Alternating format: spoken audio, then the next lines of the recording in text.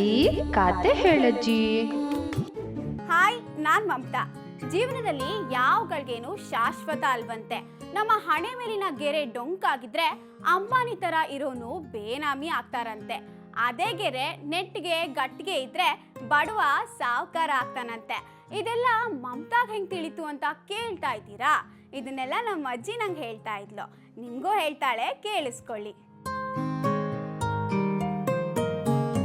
ಮಕ್ಕಳೆಲ್ಲ ಕತೆ ಕೇಳೋದಕ್ಕೆ ರೆಡಿ ಇದ್ದೀರಾ? ಇವತ್ತು ನಾನು ಸಾವುಕಾರಣ್ಣ ಬಡವ ತಮ್ಮನ ಕತೆ ಹೇಳ್ತೀನಿ. ಎಲ್ಲರೂ ತಯಾರಾ? ರೆಡಿ ಅಜ್ಜಿ. ಸರಿ, ಹಾಗಿದ್ರೆ ಕತೆ ಶುರು ಮಾಡ್ತೀನಿ. ಬೇಗ ಹೇಳಜ್ಜಿ. ಒಂದಾನೊಂದು ಕಾಲದಲ್ಲಿ ಅಣ್ಣ ತಮ್ಮ ಇದ್ರು. ಅಣ್ಣ ಶ್ರೀಮಂತ. ಅವನ ಹತ್ರ ಆಳು ಕಾಡು ದನ ಧಾನ್ಯ ಎಲ್ಲಾನು ಇತ್ತು. ಅವನ ಕೊಟ್ಟಿಗೆ ತುಂಬಾ ದನಗಳಿದ್ವು. ಅವನ ತೋಟ ಯಾವಾಗ್ಲೂ ಹಸಿರಾಗಿರ್ತಿತ್ತು. ಅವನ ಇಂಥ ಶ್ರೀಮಂತಿಕೆಯಿಂದ ಊರವರೆಲ್ಲ ಅವನನ್ನ ಸಾವುಕಾರಣ್ಣ ಅಂತ ಕರೀತಿದ್ರು. ಈ ಕಡೆ ತಮ್ಮ ಬಡವ. ಮನೆ ತುಂಬಾ ಮಕ್ಕಳನ್ನು ಬಿಟ್ರೆ ಬೇರೆ ಏನೂ ಇರಲಿಲ್ಲ. ಕೊಟ್ಟಿಗೆಯಲ್ಲಿ ಬಡಕ್ಲು ದನಗಳೇ ಇದ್ವು. ಹೀಗಾಗಿ ಅವನನ್ನ ಊರವರು ಬಡತಮ್ಮ ಅಂತ ಕರೀತಿದ್ರು. ಅಯ್ಯೋ ಪಾಪ. ಮುಂದೆ ಮಳೆಗಾಲ ಬಂತು. ರೈತರು ಹೊಲ ಉತ್ತತೊಡಗಿದ್ರು. ಆದ್ರೆ ಬಡತಮ್ಮನ ಬಳಿ ಬೀಜ ಇರ್ಲಿಲ್ಲ. ಬಡತಮ್ಮ ಸಾವುಕಾರಣ್ಣನ ಹತ್ರ ಹೋದ. ಅದಕ್ಕೆ ಅಣ್ಣ ಕೇಳ್ದ, ಯಾಕೋ ತಮ್ಮ ಈ ಕಡೆ ಬಂದೆ ಅಂತ. ಅದಕ್ಕೆ ತಮ್ಮ ಹೇಳ್ದ, ನನ್ನ ಹತ್ರ ಬಿತ್ತೋದಕ್ಕೆ ಬೀಜ ಇಲ್ಲ. ಒಂದಿಷ್ಟು ಬೀಜ ಕೊಟ್ರೆ ಹೊಲದಲ್ಲಿ ಬಿತ್ತಬಹುದು ಅಂದ. ಅದಕ್ಕೆ ಅಣ್ಣ, ಸರಿ, ಒಂದು ಚೀಲದ ತುಂಬಾ ಬೀಜ ಕೊಡ್ತೀನಿ. ಮುಂದೆ ಬೆಳೆ ಬಂದಾಗ 1ಕ್ಕೆ 10ರಷ್ಟು ವಾಪಸ್ ಕೊಡ್ಬೇಕು ಅಂದ. ಆಮೇಲೆ ಅಜ್ಜಿ? ಹೇಳ್ತೀನಿ ಮಕ್ಕಳೇ. ಬೇರೆ ದಾರಿ ಇರಲಿಲ್ಲ ಆ ಬಡತಮ್ಮಂಗೆ. ಬಡತಮ್ಮ ಒಂದು ಚೀಲದ ತುಂಬಾ ಬೀಜ ತಗೊಂಡು ಬಂದ. ಹೊಲದಲ್ಲಿ ಬೀಜನೂ ಬಿತ್ತದ. ದಿನಾನು ಕೆಲ್ಸ ಮುಗಿದ್ಮೇಲೆ ಕೊಳಲ್ ನುಡಿಸ್ತಾ ಇದ್ದ. ಆ ಕೊಳಲಿನ ಧ್ವನಿ ಎಷ್ಟು ಮಧುರವಾಗಿತ್ತಂದ್ರೆ ಅದನ್ನ ಕೇಳಿ ಸುತ್ತಲ ಗಿಡಮರಗಳು ಕೂಡ ತಲೆದೂಗ್ತಾ ಇದ್ವು. ಆಕಾಶದ ಮೋಡಗಳು ಇವನ ಹೊಲದ ಮೇಲೆ ಗುಂಪಾಗಿ ನಿಂತು ಮಳೆ ಸುರಿಸ್ತಿದ್ವು. ಹೀಗಾಗಿ ಬಡತಮ್ಮನ ಹೊಲ ಹುಲುಸಾಗಿ ಬೆಳೀತು. ಹೌದಾ ಅಜ್ಜಿ? ಹೌದು ಮಕ್ಳೇ, ಹೌದು. ಒಂದಿನ ಸಾವುಕಾರಣ್ಣ ಬಡತಮ್ಮನ ಹೊಲ ನೋಡ್ದ. ಅವನಿಗೆ ಆಶ್ಚರ್ಯ ಆಗೋಯ್ತು. ಯಾರ ಹೊಲಗಳು ಹೀಗ್ ಬೆಳೆದಿಲ್ಲ. ಈತನ ಹತ್ರ ಬಂದು ನಮ್ಮೆಲ್ಲರ ಬೆಳೆ ಹೀಗೆ ಮುರುಟಿದ್ದಾಗ ನಿನ್ ಬೆಳೆ ಮಾತ್ರ ಹುಲುಸಾಗಿ ಬೆಳೆಯೋದಕ್ಕೆ ಏನ್ ಕಾರಣ ಅಂತ ಕೇಳ್ದ. ಅದಕ್ಕೆ ತಮ್ಮ ಏನಂದ ಅಜ್ಜಿ? ಅದಕ್ಕೆ ತಮ್ಮ ಕೊಳಲ್ ತೋರಿಸಿ ಅದರ ಮಹಿಮೆ ಹೇಳ್ದ. ಸಾವುಕಾರಣ್ಣಂಗೂ ಆಸೆ ಹುಡ್ತು. ತಮ್ಮ, ಕೆಲ ದಿನದ ಮಟ್ಟಿಗೆ ನಂಗೂ ಈ ಕೊಳಲ್ ಕೊಡು. ನನ್ನ ಬೆಳೆ ಹುಲುಸಾದ ಮೇಲೆ ಈ ಕೊಳಲನ್ನ ನಿನಗೆ ವಾಪಸ್ ಕೊಡ್ತೀನಿ ಅಂದಾಗ ಆಗ್ಲಿ ಅಂತ ಹೇಳಿ ಆ ಬಡತಮ್ಮ ಕೊಳಲನ್ನ ಕೊಟ್ಟ. ದಿನಾಲೂ ಆ ಸಾವುಕಾರಣ್ಣ ಕೊಳಲನ್ನ ನುಡಿಸ್ತಾ ಇದ್ದ. ಸಾವುಕಾರಣ್ಣನ ಹೊಲಾನು ಹುಲುಸಾಗಿ ಬೆಳೀತು. ಆಮೇಲೆ ಅಜ್ಜಿ? ಕೆಲ್ಸ ಆಯ್ತಲ್ಲ, ಇನ್ನು ಕೊಳಲನ್ನ ವಾಪಸ್ ಕೊಡು ಅಂತ ಆ ಬಡತಮ್ಮ ತನ್ನ ಕೊಳಲನ್ನ ವಾಪಸ್ ಕೇಳ್ತಾನೆ. ಸಾವುಕಾರಣ್ಣ ಆ ಕೊಳಲನ್ನ ತಾನಿಟ್ಕೊಂಡು ಇನ್ನೊಂದು ಅಂಥದ್ದೇ ಕೊಳಲನ್ನ ಕೊಟ್ಟು ಕಳಿಸ್ದ. ಮೋಸ ಅಜ್ಜಿ. ಹಾ ಮಕ್ಕಳೇ, ಅಣ್ಣ ತಮ್ಮಂಗೆ ಮೋಸ ಮಾಡ್ದ. ಆದ್ರೆ ತಮ್ಮಂಗೆ ಗೊತ್ತೇ ಆಗ್ಲಿಲ್ಲ. ಬಡತಮ್ಮ ತನ್ನ ಹೊಲದ ಬಳಿಗೆ ಬಂದು ಈ ಕೊಳಲನ್ನ ನುಡಿಸ್ದ. ಇದ್ರ ಧ್ವನಿ ಕರ್ಕಶವಾಗಿತ್ತು. ತಮ್ಮಂಗೆ ಅನುಮಾನ ಬಂದು ಕೇಳಿದಾಗ ನಿನ್ನ ಕೊಳಲನ್ನ ನಿನಗೆ ಕೊಟ್ಟಾಗಿದೆ ಅಂತ ಹೇಳಿ ಸಾವುಕಾರಣ್ಣ ಜಾರ್ಕೊಂಡ. ಅಯ್ಯೋ ಪಾಪ. ಹಾಗೆ ಇವನ್ ಮನೆಗ್ ಬಂದು ಕರಾರಿನಂತೆ 10 ಚೀಲ ಭತ್ತವನ್ನ ಎತ್ತಿನ ಗಾಡಿಲ್ ತಗೊಂಡು ಹೋದ. ಇದ್ದ ಬದ್ದ ದವಸ ಧಾನ್ಯನ ಸಾವುಕಾರಣ್ಣ ತಗೊಂಡು ಹೋದ್ರಿಂದ ಪಾಪ ಮಕ್ಕಳಿಗೆ ಕೊಡೋದಕ್ಕೆ ಅವನ್ ಬಳಿ ಏನೂ ಇರ್ಲಿಲ್ಲ. ಅಯ್ಯೋ ಪಾಪ. ಒಂದಿನ ಅಂತೂ ಊಟ ಇಲ್ದೆ ಮಕ್ಕಳು ಸುಮ್ಮನೆ ಗುಂಪಾಗಿ ಮಲಗಿದ್ವು. ಅವರನ್ನ ನೋಡೋಕಾಗದೆ ಬಡತಮ್ಮ ಸಾವುಕಾರಣ್ಣನ ಹತ್ರ ಬಂದ. ಅಣ್ಣ ಕೇಳ್ದ, ಯಾಕೋ ಬಡತಮ್ಮ ಈ ಕಡೆ ಬಂದೆ ಅಂತ.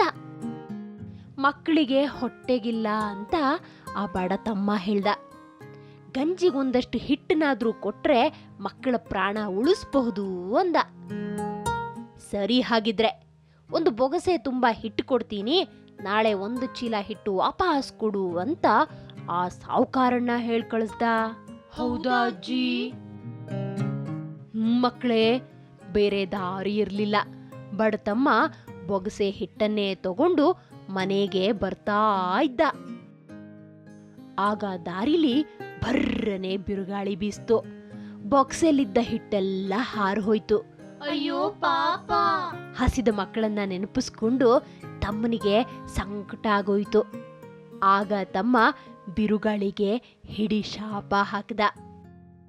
ಶಾಪ ಕೇಳಿ ಬಿರುಗಾಳಿ ವಾಪಸ್ ಬಂತು. ಅಳ್ತಿದ್ದ ತಮ್ಮನಿಗೆ ಸಮಾಧಾನ ಮಾಡಿ ಒಂದು ಮಾಂತ್ರಿಕ ಬುಟ್ಟಿನ್ ಕೊಡ್ತು. ಇದ್ರ ಮುಂದೆ ಕೂತು ಏನ್ ಬೇಡಿದ್ರು ಕೊಡುತ್ತೆ ಅಂತ ಹೇಳಿ ಬಿರುಗಾಳಿ ವಾಪಸ್ ಹೊರಟೋಯ್ತು. ಹೌದಾ ಅಜ್ಜಿ? ಬಡತಮ್ಮನಿಗೆ ಬಹಳ ಆನಂದ ಆಗೋಯ್ತು. ಎಲ್ಲಾ ಮಕ್ಕಳಿಗೂ ಬಗೆ ಬಗೆ ಮೃಷ್ಟಾನ್ನ ಭೋಜನ ಮಾಡಿಸ್ದ. ಮಾರನೇ ದಿನ ಅವರು ಆಗಷ್ಟೇ ಊಟಕ್ಕೆ ಕೂತಿದ್ರು. ಅಷ್ಟರಲ್ಲಿ ಏನಾಯ್ತಜ್ಜಿ? ಮಕ್ಕಳೇ, ಆ ಸಾವುಕಾರಣ್ಣ ಬಂದ. ನೋಡಿದ್ರೆ ಎಲ್ಲರ ಮುಂದೆ ಮೃಷ್ಟಾನ್ನ ಭೋಜನ ಇದೆ. ಅಸೂಯೆಯಿಂದ ಅಣ್ಣನ ಕಣ್ಣು ಕೆಂಪಾದುವು. ಇದೇನೋ ತಮ್ಮ, ಆಗ್ಲೇ ಶ್ರೀಮಂತನಾಗ್ಬಿಟ್ಟಿದ್ಯಾ, ಹೇಗೆ ಅಂತ ಕೇಳ್ದ. ಶ್ರೀಮಂತಿಕೆ ಏನಿಲ್ಲ, ಸಾಕಾಗೋಷ್ಟು ಆಹಾರ ಇದೆ. ಬೇಕಾದ್ರೆ ನಿನಗೂ ಒಂದೂಟ ಹಾಕುವಷ್ಟು ಅನ್ನ ಇದೆ. ನೀನು ಬಾ ಅಣ್ಣ ಅಂತ ತಮ್ಮ ಹೇಳ್ದ. ಅದೆಲ್ಲ ಬೇಡ, ನನಗೆ ಮೊದಲು ನೀನು ಕೊಡಬೇಕಾಗಿದ್ದ 1 ಚೀಲದಷ್ಟು ಹಿಟ್ಟು ಕೊಡು ಅಂದ. ಆಗ ಆ ತಮ್ಮ ಮಾಂತ್ರಿಕ ಬುಟ್ಟಿ ಬಳಿಗೆ ಬಂದು 1 ಚೀಲ ತುಂಬಾ ಹಿಟ್ಟು ಕೊಡು ಅಂತ ಕೇಳ್ದ. 1 ಚೀಲದ ತುಂಬಾ ಹಿಟ್ಟು ಬಂತು. ಬಂದ ಹಿಟ್ಟನ್ನ ಸಾವುಕಾರಣ್ಣಂಗೆ ಆ ತಮ್ಮ ಕೊಟ್ಟ. ಅಣ್ಣ ಮರು ಮಾತಾಡದೆ ಮನೆಗೆ ವಾಪಸ್ ಹೋದ. ಆದ್ರೆ ಮತ್ತೆ ಸಂಜೆ ಸಮಯಕ್ಕೆ ತಮ್ಮನ ಮನೆಗೆ ಓಡ್ ಬಂದ. ಯಾಕೆ ಅಜ್ಜಿ? ಇರಿ ಮಕ್ಕಳೇ, ಹೇಳ್ತೀನಿ. ತಮ್ಮ, ಮನೆಗೆ ತುಂಬಾ ಜನ ನೆಂಟರು ಬಂದಿದ್ದಾರೆ. 1 ತಾಸು ನಿನ್ನ ಮಾಂತ್ರಿಕ ಬುಟ್ಟಿನ ಕೊಟ್ರೆ ಅವ್ರಿಗೆ ಊಟ ಬಡಿಸಿ ವಾಪಸ್ ಕೊಡ್ತೀನಿ ಅಂದ. ಬಡತಮ್ಮ ಅವನ ಮಾತನ್ನ ನಂಬಿ ಆ ಮಾಂತ್ರಿಕ ಬುಟ್ಟಿ ಇತ್ತಲ್ಲ, ಆ ಬುಟ್ಟಿನ ಕೊಟ್ಟೇ ಬಿಟ್ಟ. ಅಣ್ಣ ತನ್ನ ಮನೆಗ್ ಬಂದು ಮಾಂತ್ರಿಕ ಬುಟ್ಟಿನ ಅಡಗಿಸಿಟ್ಟು ಅಂತಹದ್ದೇ ಇನ್ನೊಂದು ಬುಟ್ಟಿನ ತಮ್ಮನ ಮನೆಗ್ ಕಳಿಸ್ದ. ಮತ್ತೆ ಮೋಸನಾ? ಹೂ ಮಕ್ಕಳೇ, ಮೋಸ. ರಾತ್ರಿ ಬಡತಮ್ಮ ಮಕ್ಕಳ ಸಮೇತ ಬುಟ್ಟಿ ಮುಂದೆ ಕೂತು ಊಟ ಮಾಡ್ಬೇಕು ಅಂತ ಕೇಳ್ದ. ಬುಟ್ಟಿ ಬರಿದಾಗೇ ಇತ್ತು. ತಮ್ಮ ಓಡೋಡಿ ಅಣ್ಣನ ಮನೆಗೆ ಹೋಗಿ ಕೇಳಿದಾಗ, ನಿನ್ನ ಬುಟ್ಟಿ ನಿನಗೆ ಕೊಟ್ಟಾಗಿದೆ ಅಂದ್ಬಿಟ್ಟ ಅಣ್ಣ. ಬಡತಮ್ಮಂಗೆ ಬಹಳ ದುಃಖ ಆಯ್ತು. ಮನೆಗೆ ಬಂದು ಖಾಲಿ ಹೊಟ್ಟೆಲಿ ಮಲಕ್ಕೊಂಡ. ಕನಸಲ್ಲಿ ದೇವ್ರು ಬಂದು, ನಿನಗೆ ಒಂದು ಡೋಲನ್ನ ಕೊಡ್ತೀನಿ, ಅದನ್ನ ಬಾರ್ಸೋಕ್ ಶುರು ಮಾಡಿದ್ರೆ ಎಲ್ಲಾರು ತಕತೈ ಅಂತ ಕುಣಿತಾರೆ. ನಾಳೆ ನೀನು ಪಂಚರನ್ನ ಕರೆಸಿ ನ್ಯಾಯ ಕೇಳು, ನ್ಯಾಯ ಸಿಗದಿದ್ರೆ ಡೋಲ್ ಬಾರ್ಸು ಅಂತ ದೇವ್ರು ಹೇಳಿ ಮಾಯ ಆಯ್ತು. ಬೆಳಗ್ಗೆ ಎದ್ದಾಗ ದೇವರ ಕೋಣೆಯಲ್ಲೊಂದು ಡೋಲಿತ್ತು. ಬಡತಮ್ಮ ಊರಿನ ಪಂಚರ ಹತ್ರ ಹೋಗಿ ತನಗಾದ ಅನ್ಯಾಯನ ತೋಡ್ಕೊಂಡ. ಚಾವಡಿಲಿ ಪಂಚರು ಸಾವುಕಾರಣ್ಣನನ್ನ ಕರೆಸಿದ್ರು, ಆರೋಪದ ಬಗ್ಗೆ ವಿಚಾರಿಸಿದ್ರು. ಆಗ ಸಾವುಕಾರಣ್ಣ ತನ್ನ ಮೇಲಿನ ಆಪಾದನೆಯೆಲ್ಲ ಸುಳ್ಳು ಅಂತ ಹೇಳ್ದ. ಹೌದಾ ಅಜ್ಜಿ? ಹೌದು ಮಕ್ಕಳೇ, ಹೌದು. ಅಷ್ಟೇ ಅಲ್ಲ, ಅವನು ಶ್ರೀಮಂತನಾಗಿದ್ದಕ್ಕೆ ಅವನ ವಿರುದ್ಧ ತೀರ್ಪು ಕೊಡೋ ಧೈರ್ಯ ಪಂಚರಿಗೂ ಇರಲಿಲ್ಲ.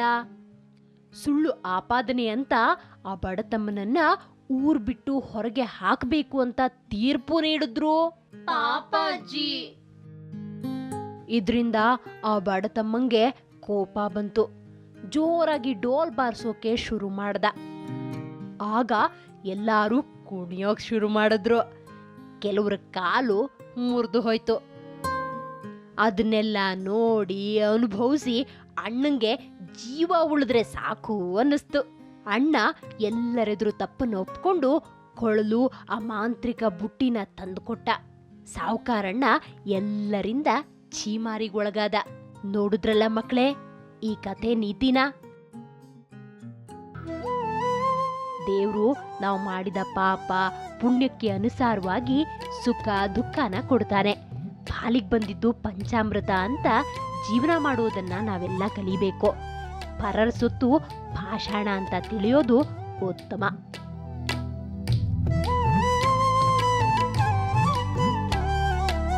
ಅಯ್ಯೋ ಹೋಗ್ಲಿ ಬಿಡಿ, ಸಾವುಕಾರನ ಹಣೆ ಬರಹನ ದೇವ್ರು ಯಾವ್ದೋ ಕಿತ್ತೋಗಿರೋ ಪೆನ್ನಲ್ಲಿ ಬರ್ತಿದ್ದ ಅನ್ಸುತ್ತೆ.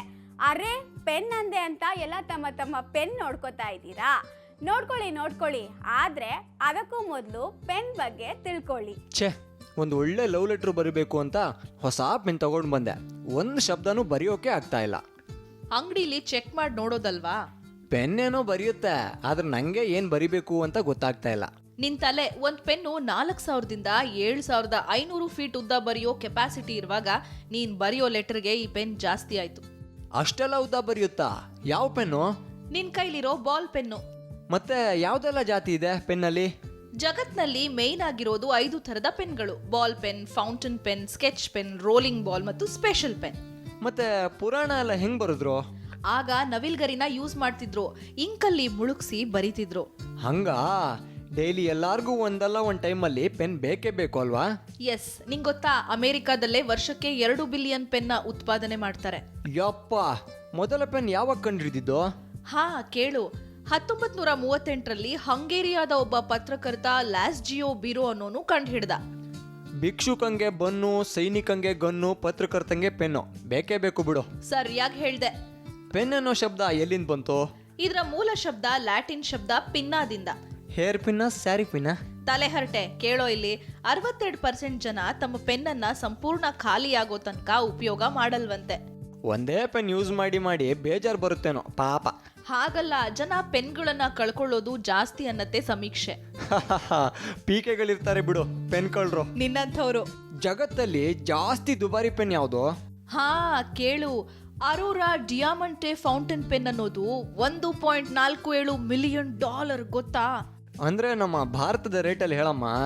ಹೃದಯ ಗಟ್ಟಿ ಮಾಡ್ಕೋ, 9,87,62,076 ರೂಪಾಯಿ 50 ಪೈಸೆ. ಬಾ, ಅದೇನ್ ಪೆನ್ನೋ ಅಥವಾ ರಾಕೆಟೋ? ಹೌದು, ಏನ್ ಸ್ಪೆಷಲ್ ಅದ್ರಲ್ಲಿ? ಹಾ, ಅದನ್ನ ಯಾವುದೇ ಮಷೀನ್ ಮಾಡಿಲ್ಲ, ಕೈಯಿಂದ ರೆಡಿ ಮಾಡಿರೋದು. ಹಾಗೆ ಅದರಲ್ಲಿ 2000 ವಜ್ರಗಳನ್ನ ಜೋಡಿಸಲಾಗಿದೆ. ನೋಡೋಕಷ್ಟೇ ಅಲ್ಲ, ಬರೆಯೋಕು ಅದ್ಭುತವಾಗಿದೆ. ಅಬ್ಬಬ್ಬೋ, ಹೌದು. ಈ ತರ ಪೆನ್ನು ಎಷ್ಟು ಉತ್ಪಾದನೆ ಮಾಡ್ತಾರೆ? ಇದನ್ನ ಜಾಸ್ತಿ ಪ್ರೊಡ್ಯೂಸ್ ಮಾಡಲ್ಲ, ವರ್ಷಕ್ಕೊಂದು ಮಾತ್ರ. ಹಂಗ? ಇಲ್ಲ ಅಂದ್ರೆ ನಾನು ಒಂದ್ ಖರೀದಿ ಮಾಡ್ತಿದ್ದೆ. ನೀನ್ ಯೋಗ್ಯತೆಗೆ ಯಾವತ್ತಾದ್ರೂ ಕಾಸು ಕೊಟ್ಟು ಪೆನ್ ಖರೀದಿ ಮಾಡಿದ್ಯಾ? ಆಯ್ತು ಬಿಡು.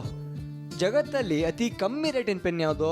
ತುಂಬಾ ಇರೋದ್ರಿಂದ ಹೇಳೋದ್ ಕಷ್ಟ, ಆದ್ರೆ ಮಾರ್ಕೆಟ್ ಅಲ್ಲಿ ಭರ್ಜರಿ ಹವಾ ಮಾಡಿರೋ China made use and throw pen ಕಮ್ಮಿದೇನೋ. ಮತ್ತೇನಾದ್ರೂ ತಮಾಷೆ ವಿಷಯ ಇದೆಯಾ ಪೆನ್ ಬಗ್ಗೆ? ಹಾ, ಒಂದ್ ಸಮೀಕ್ಷೆ ಹೇಳುತ್ತೆ, ಹೊಸ ಪೆನ್ನನ್ನ ನೋಡಿ ಅಂತ ಕೊಟ್ಟಾಗ 97% ಜನ ಅವ್ರವ್ರ ಹೆಸರನ್ನ ಬರೀತಾರಂತೆ ಅಥವಾ ಸಹಿ ಮಾಡ್ತಾರಂತೆ. ಬೇರೆಯವ್ರ ಹೆಸರನ್ನ ಬರೆದ್ರೆ ಎಡವಟ್ಟಾಗುತ್ತೆ ಅಂತ ಇರ್ಬೋದು. ಕೋತಿ, ಸರಿ ನಾನು ಹೊರಟೆ, ಲೇಟ್ ಆಯ್ತು, ತುಂಬಾ ಬರೆಯೋದಿದೆ. ಸರಿ ಕಣೆ, ಕೈ ಜೋಪಾನ. ನಾಳೆ ಯಾವ್ದಾದ್ರು ಒಳ್ಳೆ ಪೆನ್ನನ್ನ ಕದ್ಕೊಂಡು ಬಂದು ಗಿಫ್ಟ್ ಕೊಡ್ತೀನಿ. ಅಲ್ಲಿ ತನಕ ಬಾಯ್. ಹಾ, ಬಡವ ಶ್ರೀಮಂತನಾದ, ಶ್ರೀಮಂತ ಯಕ್ಕುಟ್ಟಿ ಹೋದ. ಕಾಲವೆಂಬ ಕಥೆನ ಯಾವ ಪೆನ್ನಲ್ಲಿ ಗೀಚಿರ್ತಾರೋ ಅಂತ ಗೊತ್ತಿಲ್ಲ, ಆದ್ರೆ ಏನ್ ಗೀಚಿದ್ಯೋ ಅದನ್ನ ಅನುಭವಿಸ್ಬೇಕು ಅಂತಾಳೆ ನಮ್ಮ ಅಜ್ಜಿ. ಸರಿ, ನಾಳೆ ನಾನು ಅಜ್ಜಿ ಜೊತೆ ಮೀಟ್ ಆಗ್ತೀನಿ. ಅಲ್ಲಿವರೆಗೂ ನೋಡ್ತಾ ಇರಿ ಸರಳ ಜೀವನ. ಇದು ಮನುಕುಲದ ಒಳಿತಿಗಾಗಿ.